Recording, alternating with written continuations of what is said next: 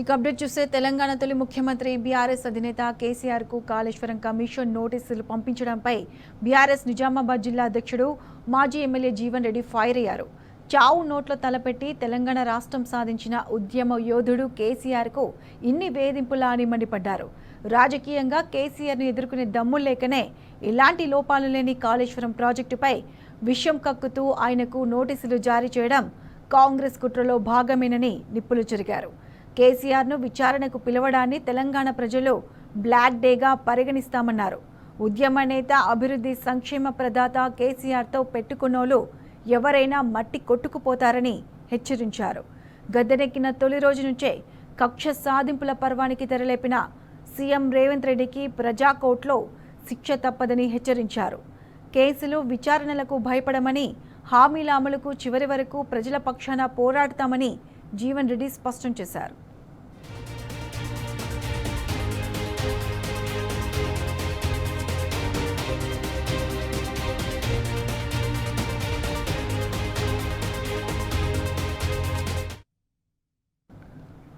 BRS అధినేత కేసీఆర్ తెలంగాణ కోసం ప్రాణాలు పణంగా పెట్టారని రెడ్కో మాజీ చైర్మన్ వై సతీష్ రెడ్డి తెలిపారు. అధికారం చేపట్టిన 10 ఏళ్లలో తెలంగాణను అద్భుత రాష్ట్రంగా తీర్చిదిద్దారని వివరించారు. తెలంగాణ కోసం 2010లో శ్రీకృష్ణ కమిషన్ ముందు హాజరై బలంగా వాదనలు వినిపించారని గుర్తు చేశారు. ఇప్పుడు తెలంగాణ జీవధార కాళేశ్వరం ప్రాజెక్టు కోసం మరో కమిషన్ ముందు హాజరవుతున్నారు.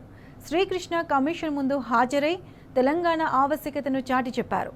కాళేశ్వరం ప్రాజెక్టు ఆవశ్యకతను, తెలంగాణకు దాని అవసరాలను చాటి చెప్పబోతున్నారని వివరించారు.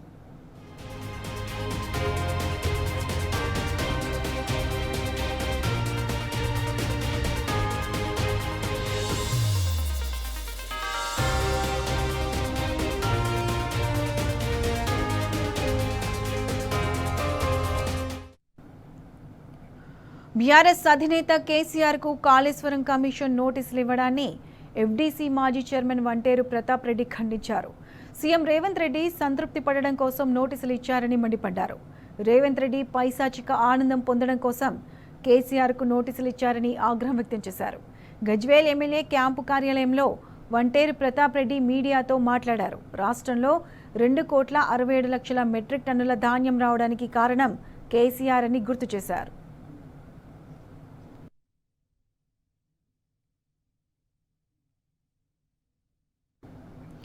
వరంగల్ జిల్లా వర్ధన్నపేట మున్సిపాలిటీలో నీటి సమస్య తీవ్రంగా ఉంది. నీటి ఎద్దడిపై తెలంగాణ గుండె చప్పుడు టీ న్యూస్ వరుస కథనాలు ప్రసారం చేసింది.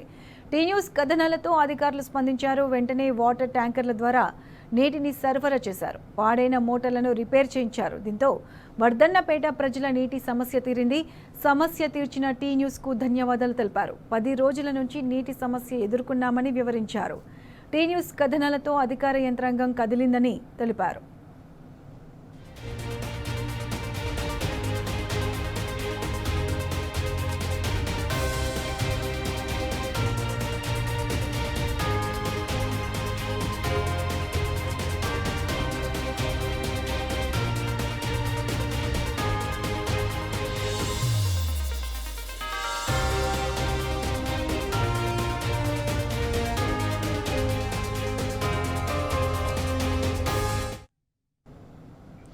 బీఆర్ఎస్ వర్కింగ్ ప్రెసిడెంట్ కేటీఆర్ ను గద్వాల జిల్లా రైతులు కలిశారు. నందినగర్లోని నివాసంలో కేటీఆర్ ను కలిసిన రైతులు తమ కష్టాలు వివరించారు.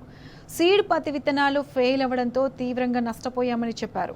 పత్తి విత్తనాలు సరఫరా చేసిన కంపెనీలపై చర్యలకు ప్రభుత్వంపై ఒత్తిడి తీసుకురావాలని కేటీఆర్ కు రైతులు విజ్ఞప్తి చేశారు. కురువ విజయ్ ఆధ్వర్యంలో కేటీఆర్ ను కలిసిన రైతులు తమకు అండగా నిలవాలని కోరారు.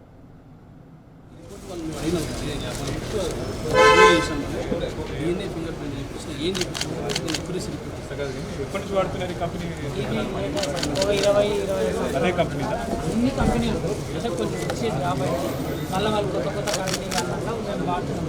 ఆ వాడడం వల్ల ఏమైందంటే ఈ సంవత్సరం 100 మందిలో 40% ఫెయిల్డ్ అని చెప్తున్నారు.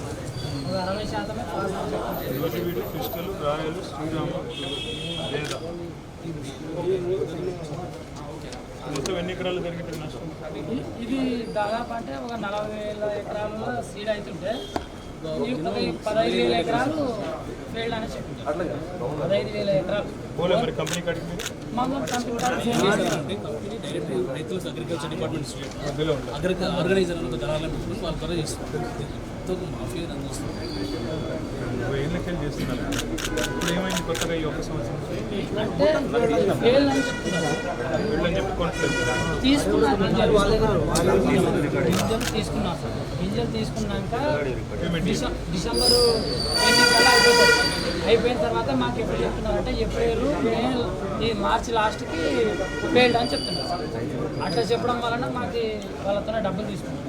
వాళ్ళు ఒక 5 లక్షలు తీసుకుంటే 1 లక్ష వడ్డీ వేసి 2 రూపాయలు అట్లా తీసుకొని అట్లా వడ్డీలు వేసి మీ గింజలు ఫెయిల్ అయినాయిరా, మీరు ట్రాన్స్ఫర్ మీద సంతకం చేస్తారా, లేదంటే ఇది ప్లాట్ ఉందా, నువ్వు ఇక్కడ భూమి ఐక్యం చేస్తావా అని ఇట్లా అబ్యూజ్ చేస్తున్నారు.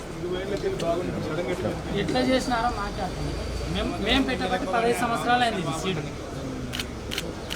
ఇట్లా కానీ చాలా దోపిడీ చేసినారు సార్. ప్రభుత్వ ల్యాబ్లలో అయినా పరీక్షలు ప్రైవేట్ ల్యాబ్లలో చేస్తే ప్రభుత్వ ల్యాబ్స్ ఉన్నాయా? లేవు. రియల్స్టేట్ డిపార్ట్మెంట్ ఉంది యూనివర్సిటీలో. ప్రభుత్వ ల్యాబ్స్ చేస్తారా పరీక్షలు? చేస్తారు. ఆ ల్యాబ్లలో ఏమైనా తెలియదు వాళ్ళు కూడా బిల్లు ప్రైవేట్ ఒక వేరే దగ్గర తీసుకొచ్చారు. ప్రభుత్వ ల్యాబ్స్ గద్వాల జిల్లాతో పాటు ఈ రాష్ట్రంలో అనేక ప్రాంతాల్లో సీడుపత్తి కంపెనీలు రైతులకు విత్తనాలు సరఫరా చేసి వారితో సీడు చేయించి ఆ విత్తనాలని వారు ఆర్గనైజర్ల ద్వారా సేకరించి ఈరోజు డిసెంబర్ మాసంలో గత సంవత్సరంలో ఈ రైతులతో విత్తనాలు సేకరించి ఆ కంపెనీలు మార్చి చివరి వారంలో ఏప్రిల్లో మీరు ఇచ్చినటువంటి విత్తనాలు ఫెయిల్ అయినాయని చెప్పేసి రైతుల నోట్లో మట్టి కొట్టే విధంగా సీడుపత్తి కంపెనీలు, అదేవిధంగా వారి యొక్క దళారులు అనేటువంటి ఆర్గనైజర్లు వీరిద్దరు కలిసి కుమ్మక్కై రైతులను ఈరోజు మోసం చేస్తున్నటువంటి దానిని బీఆర్ఎస్ పార్టీ తీవ్రంగా ఖండిస్తూ ఉంది. ఇవాళ ఈ ప్రభుత్వం మేము ఎన్నోసార్లు కలెక్టర్లు కావచ్చు, వ్యవసాయ శాఖ అధికారులకు కావచ్చు అనేక ఫిర్యాదులు చేసినప్పటికీ ఈ రాష్ట్ర ప్రభుత్వం, కాంగ్రెస్ ప్రభుత్వం, రేవంత్ రెడ్డి ప్రభుత్వం నిమ్మకు నీరెత్తినట్టు వ్యవహారం చేస్తూ సీడ్మెన్ మాఫియా ఏదైతే ఉందో ఆ సీడ్మెన్ మాఫియా ఇచ్చినటువంటి కోట్లాది రూపాయల డబ్బులతో ఈరోజు తుమ్మల నాగేశ్వరరావు గారు వ్యవసాయ శాఖ మంత్రి అమ్ముడు పోయి రైతులకు అన్యాయం చేసినటువంటి రైతు కంపెనీలను బ్లాక్ లిస్టులో పెట్టాల్సినటువంటి ప్రభుత్వం ఆ యొక్క కంపెనీలను వెనక్కి వేసుకొచ్చడాన్ని బీఆర్ఎస్ పార్టీ తీవ్రంగా ఖండిస్తూ ఉంది. బస్ ఛార్జీల పెంపు నిరసిస్తూ బీఆర్ఎస్వి పోరుబాట పట్టింది. బీఆర్ఎస్వి ఆధ్వర్యంలో విద్యార్థులు హైదరాబాద్లోని బస్ భవన్ను ముట్టడించారు. రేవంత్ సర్కార్ వ్యతిరేక నినాదాలతో బస్ భవన్ హోరెత్తింది. పెంచిన ఛార్జీలను తగ్గించే వరకు వెనక్కి తగ్గేది లేదని విద్యార్థి నేతలు తేల్చి చెప్పారు. ఈ సందర్భంగా పోలీసులు వారిని అరెస్ట్ చేసి స్టేషన్కు తరలించారు. బీఆర్ఎస్వి రాష్ట్ర అధ్యక్షులు గెల్లి శ్రీనివాస్ యాదవ్తో పాటు విద్యార్థి నేతలు పెద్ద ఎత్తున ఈ ఆందోళనలో పాల్గొన్నారు. పెరిగిన ఛార్జీలను పెంచాలి, పెరిగిన ఆర్టీ ఛార్జీలను పెంచాలి.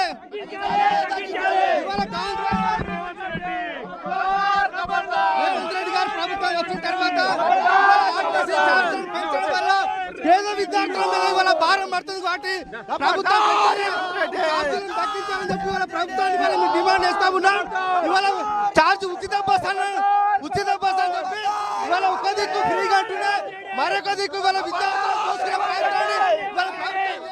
ఇవాళ ప్రభుత్వము 1140 ఉండే ఫీజుని ఇలా 2000 వేసిందంటే ఎందుకు కాంగ్రెస్ ప్రభుత్వం విద్యార్థులను ఎందుకు ఇబ్బంది పెడుతున్నావు? విద్యార్థులను ఎందుకు ఎంత కోపము? విద్యార్థులు తలుచుకుంటే ఒక రాజ్యాన్ని స్థాపిస్తారు. ఇలా డబ్బులు తడుకుని ఇలా కాంగ్రెస్ నాయకులు ఇంట్లో పెట్టుకుందామని ప్రయత్నం చేస్తున్నారు.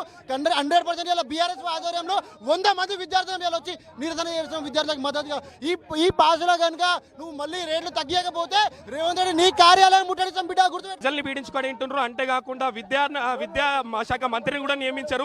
ఈ రోజు మళ్ళీ విద్యార్థుల పైన భారం మోస్తారు. భారం మోపేలక ఈ రోజు బస్ ఛార్జీలను పెంచడము, వాళ్ళని చదువుకు దూరం చేయడము, వాళ్ళ ఆర్థిక పరిస్థితులు బాగాలేక వచ్చి వాళ్ళు చదువుకుంటుంటే కనీసం స్కాలర్షిప్లు రిలీజ్ చేయరు. ఈరోజు బస్ ఛార్జీలను కూడా పెంచి ఏ రకంగా అయితే వాళ్ళ పథకాలు అమలు చేయలేని పరిస్థితుల్లో ప్రజల మీద భారం మోపడం, ముఖ్యంగా విద్యార్థుల మీద, చదువుకునే బీద విద్యార్థుల మీద ఇది భారం పడుతుంది. కాబట్టి రేపు ఈ విద్యార్థులు, రేపు తెలంగాణ భవిష్యత్తు ఖచ్చితంగా మీ భవిష్యత్తు గల్లంతైతుంది ఈ విద్యార్థులు ఆగ్రహిస్తే. కేబినెట్ విస్తరణపై కాంగ్రెస్లో చిచ్చురేగింది. హైకమాండ్పై అసంతృప్తులు బాహటంగానే విమర్శలు వ్యక్తం చేస్తున్నారు. ఈ నేపథ్యంలో సీఎం రేవంత్ ఢిల్లీలో తిష్టవేశారు. ఎమ్మెల్యే సుదర్శన్ రెడ్డికి మంత్రివర్గంలో చోటు దక్కకపోవడంపై నిజామాబాద్ జిల్లా బోధన్ నియోజకవర్గ కాంగ్రెస్ శ్రేణులు భగ్గుమంటున్నారు. బోధన్లోని బీటీ నగర్లో హస్తం క్యాడర్ ఆందోళనకు దిగారు. వాటర్ ట్యాంక్ ఎక్కి నిరసన వ్యక్తం చేశారు. కాంగ్రెస్ హైకమాండ్ తీరుని ఎండగట్టారు. సుదర్శన్ రెడ్డికి మినిస్ట్రీ ఇవ్వకపోతే ఊరుకునేది లేదని తేల్చి చెప్పారు. ఆయనకు మంత్రి పదవి ఇవ్వకపోతే మూకుమ్మడిగా రాజీనామా చేస్తామని హస్తం కార్యకర్తలు హెచ్చరించారు.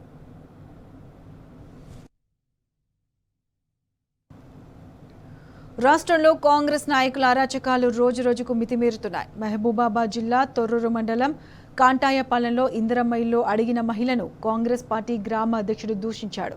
మహిళలను అవమానించిన తీరుపై గ్రామస్తులు మండిపడుతున్నారు. ఇందిరమ్మ ఇల్లు కోసం డబ్బులు అడుగుతున్నారని ప్రజలు ఆరోపించారు.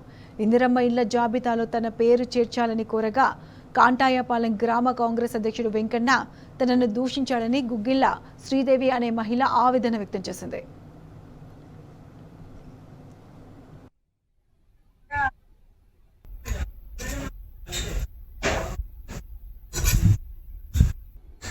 వెంకన్న దగ్గరికి పోయాను.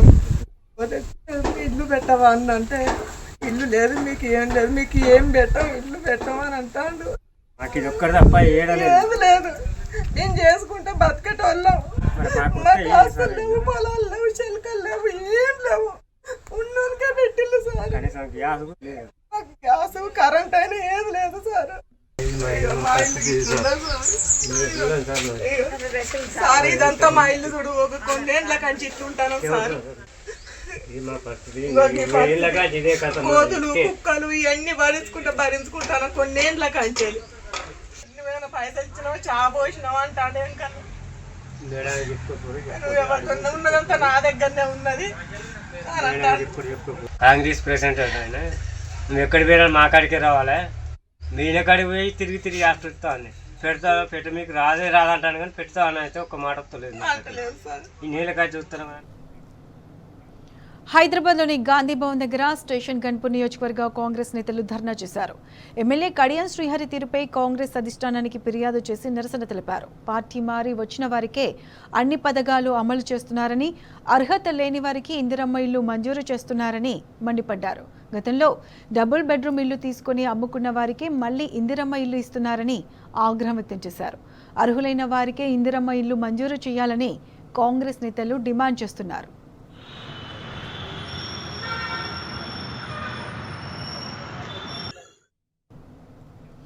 సంగారెడ్డి జిల్లా జహీరాబాద్ పట్టణంలో నిర్మించిన డబుల్ బెడ్రూమ్ ఇళ్ల దగ్గర లబ్ధిదారులు ఆందోళనకు దిగారు. గత బీఆర్ఎస్ ప్రభుత్వం ఇచ్చిన ఇండ్లను కాంగ్రెస్ ప్రభుత్వం అడ్డుకుంటుందని ఆగ్రహం వ్యక్తం చేశారు.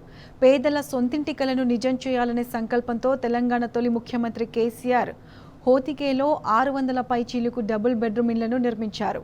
వాటిని అప్పటి ఆర్థిక మంత్రి హరీష్ రావు ప్రారంభించడంతో పాటు లబ్ధిదారులకు ఇళ్ల పట్టాలు కూడా ఇచ్చారు. అదే సమయంలో ఎన్నికల కోడ్ రావడంతో గృహప్రవేశాలు ఆగిపోయాయి. ఆ తర్వాత వచ్చిన కాంగ్రెస్ ప్రభుత్వం 18 నెలలైనా ఇళ్లలోకి వెళ్లనివ్వడం లేదని లబ్ధిదారులు రోడ్డుపై బైఠాయించారు. తమకు వెంటనే ఇళ్లు కేటాయించకపోతే ఆందోళనకు దిగుతామని హెచ్చరించారు.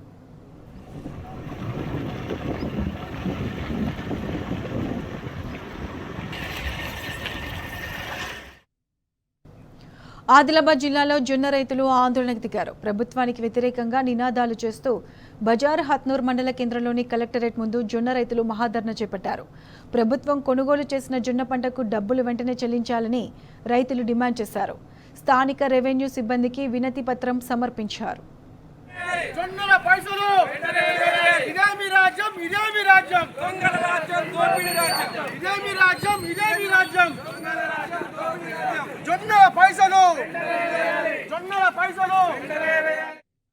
కష్టాలు పడి జొన్న పంటను పండించి మార్కెట్ తీసుకొస్తే అక్కడ కూడా ఈ అకాల వర్షం చేత ఎన్నో జొన్న సంచులమై నానిపోయినా కూడా పారీలు కప్పుకుంటూ కష్టాల కోర్చి జొన్న పంటను పండించి నేటికి 2 నెలలు గడుస్తున్న జొన్న పంట నమ్ముకొని ఇప్పటి వరకు కూడా అవి డబ్బులు వేయకపోవడం ఇది పద్ధతి కాదు ప్రభుత్వానిది.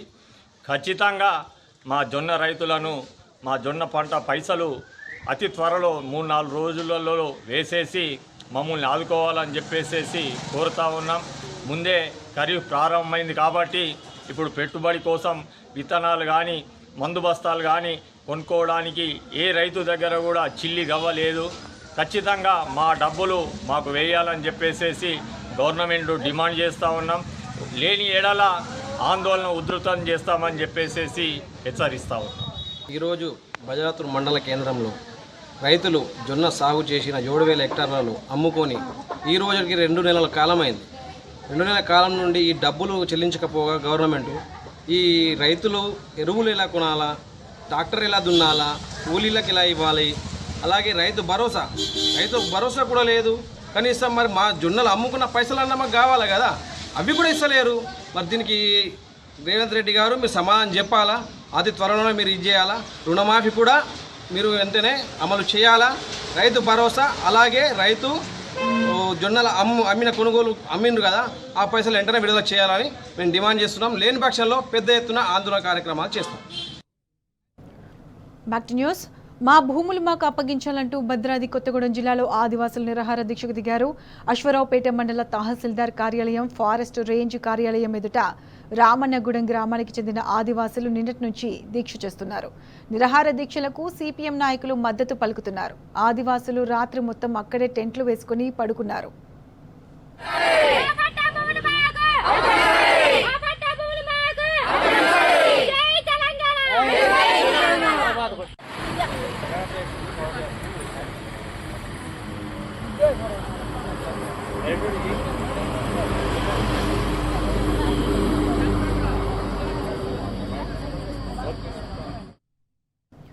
రామన్నగూడెం రెవెన్యూలోని సర్వే నెంబర్ 30, 36, 39లోని భూములను ఆదివాసులకు అప్పగించాలని గతంలో జిల్లా కలెక్టర్, హైకోర్టు ఆదేశాలు ఇచ్చినప్పటికీ అధికారులు అమలు చేయడం లేదు. ఆ భూములను ఆదివాసులకు అప్పగించే వరకు ఈ నిరవధిక నిరాహార దీక్ష కొనసాగుతుందని వారు హెచ్చరిస్తున్నారు. గతంలో సమస్యను పరిష్కారం చేస్తామని చెప్పిన అధికారులు ఇప్పటికే పరిష్కరించడం లేదని ఆగ్రహం వ్యక్తం చేస్తున్నారు. ఈసారి సమస్య పరిష్కారమయ్యే వరకు దీక్షను విరమించేది లేదని ఆదివాసులు తేల్చి చెప్పారు.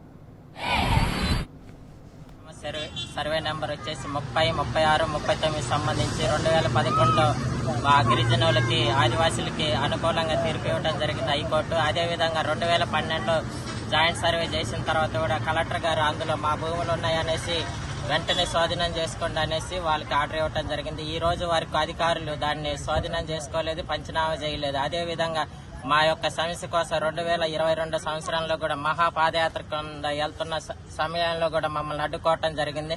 కానీ మా సమస్య పరిష్కరించలేదు.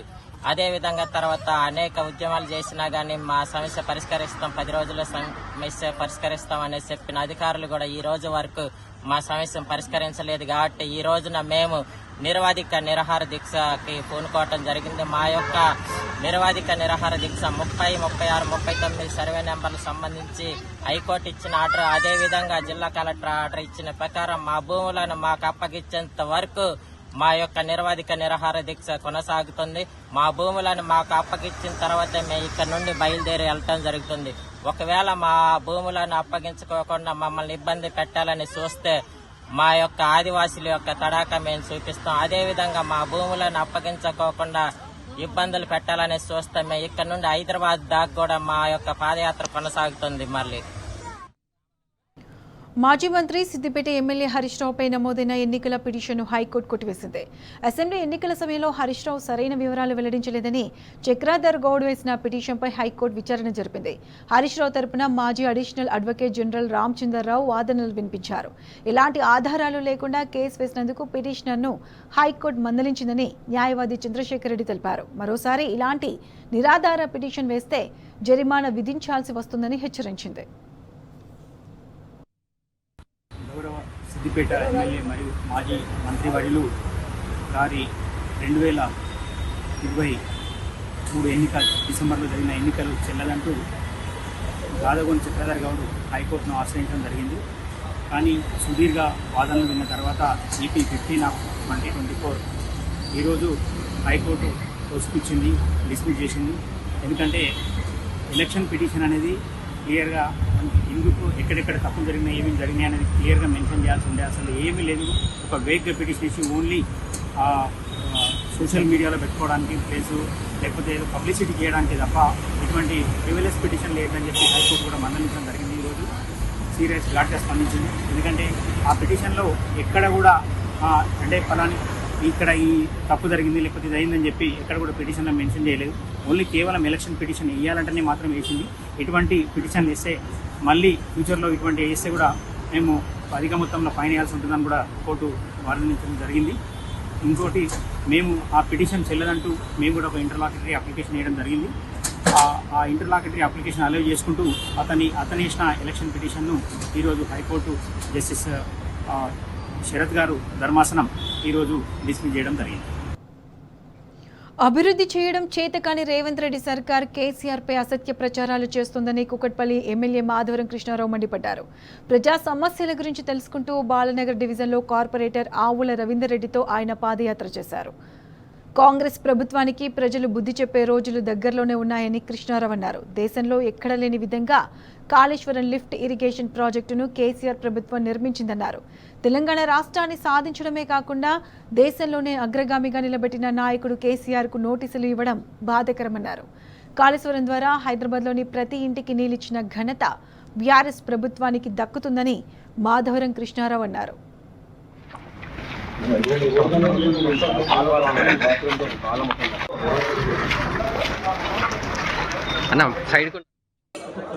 భారతదేశంలోనే కాళేశ్వరం ప్రాజెక్ట్ అని ఒక గొప్ప ప్రాజెక్టు నిర్మించినటువంటి గొప్ప నాయకుడు మా కేసీఆర్ గారు. ఇవాళ హైదరాబాద్ నగరంలో మంచినీళ్ళు లేక కుండల ప్రదర్శించినటువంటి సంఘటనలు చూసాం. మరి హైదరాబాద్ నగరానికి ఈ రోజున 30 టీఎంసీల నీళ్ళు వస్తున్నాయంటే అది కాళేశ్వరం ద్వారానే మరి ఇప్పటిదాకా జరుగుతుంది, వస్తుంది. అలా మల్లన్న సాగర్ కానీ, కొండపోసమ్మ సాగర్ కానీ ఇలా ఎన్నో అభివృద్ధి కార్యక్రమంలో పాల్పంచినటువంటి గొప్ప నాయకుడు ఆ రోజున కేసీఆర్ గారి నాయకత్వంలో హైదరాబాద్ నగరానికి ఈరోజు ఇంటింటికి నీళ్ళు ఇవ్వగలిగినామంటే ఆయన చేసినటువంటి గొప్పతనమే. దాని మీద ఇలా విచారణ పేరు మీద కాంగ్రెస్ పార్టీ కక్ష స్వరూపకంగా పెట్టి మా నాయకుని ఇలా తెలంగాణ రాష్ట్రాన్ని తెచ్చినటువంటి గొప్ప నాయకుని కేసీఆర్కి నోటు చేయడం అనేది ఇది ఒక బాధాకర విషయం. ఎందుకంటే ఇలా ఒక కొండపోసమ్మలనే మల్లన్న సాగర్లోనే ఇలా మల్లన్న సాగర్నే సుమారుగా ఈ రోజున 52 టీఎంసీల నీళ్లు, కొండపోసంలో 16 టీఎంసీల నీళ్లు. ఇలా మూసికి నీళ్లు తేవాలన్నా కూడా రేపొద్దుల మళ్ళీ మనకు ఉన్నటువంటి కాళేశ్వరం ద్వారాన్ని నిలవాల్సిన అవసరం ఉంది. ఏదో ఒక పిల్లర్ పొంగిపోయిందని చెప్పి దాన్ని రిపేర్ చేయక ఎన్నో ఇబ్బందులు పెట్టుకుంటా ఇలా ఫ్యామిలీని ఇబ్బంది పెట్టే ప్రయత్నం చేస్తుంది ప్రభుత్వం. ఖచ్చితంగా నిజాయితీగా నిరూపంగా బయటకు వస్తారు.